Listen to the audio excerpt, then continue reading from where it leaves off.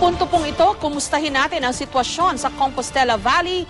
2 linggo na makalipas ang pananalasa ng Bagyong Pablo. Live mula sa bayan ng New Bataan, may report si Jay Sabale. Jay?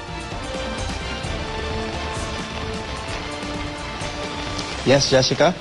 Okay, Jay. Sa mga oras na ito ay medyo maulan pa nga ho dito ngayon at yes? Okay, go ahead.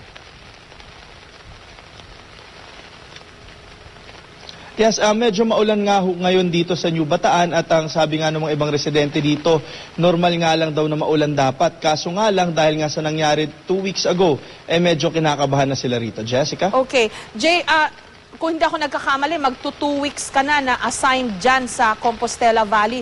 May nakikita ka bang improvement ng kondisyon? Are things moving towards the right direction?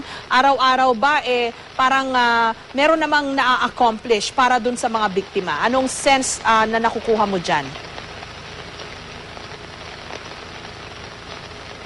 Sa mga oras na ito, lahat naman po ng tao rito ay nagtutulong-tulong, pati na rin kasama na yung mga pribadong sektor na nagpupunta rito. Sa katunayan, kausap ko si Mayor kanina. Ang sabi niya nga, ang ginagawa nila ngayon ay road clearing para yung mga barangay na hindi pa or mahirap puntahan, yung mga naglalakad pa papunta dito sa may bayan para makakuha ng relief goods ay madali pang mapupuntahan at saka nagsasagawa na rin sila ng survey kung saan daw dapat ilagay yung mga residente rito para maiwasan na raw yung ganitong trahedya na nangyari nung pagdaan ni Bagyong Pablo. Okay, so may overall plan na ba to abandon the town altogether or relocate yung mga residente? Kasi talagang nasa paanan yan ng bundok Parang nakakatakot anytime na pag umulan na naman, bababa na naman yung lupa, babaha. Parang may nakikita ba silang way out of the situation now? Ang sabi sa akin ni Mayor again, nagpapasurvey na siya ng kanyang lugar sa mga engineers para malaman kung saan ba tama ilagay itong mga residente niya para nga hindi na sila masalanta uli ng kung meron man dumaan ulit na malakas na bagyo na katulad nito si Pablo. Okay, ang lakas ng ulan. So, okay ba mga tao? Meron ba silang nasisilungan dyan na sapat? Jay? Sa mga oras na ito, mas konti na rin yung mga tao sa evacuation center, dahil yung mga may kamag-anak sa ibang bayan ay umuwi muna.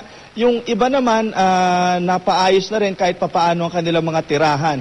But so far, andito pa rin yung takot nga at pangamba na baka mamaya meron na namang malakas na pag-ulan na mangyari.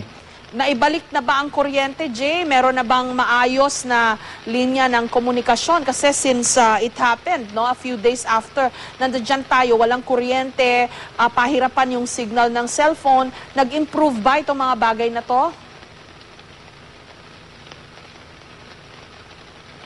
Hanggang ngayon, wala pa rin kuryente rito, ngunit sinisikap naman po ng mga gumagawa para magkaroon na ulit ng kuryente. Sa cellphone signal naman, nagpa-fluctuate pa rin siya, minsan malakas, minsan hindi, pero mas maganda na siya kaysa 2 weeks ago. Jessica? Okay, maraming salamat at ingat kayo dyan, Jay Sabale.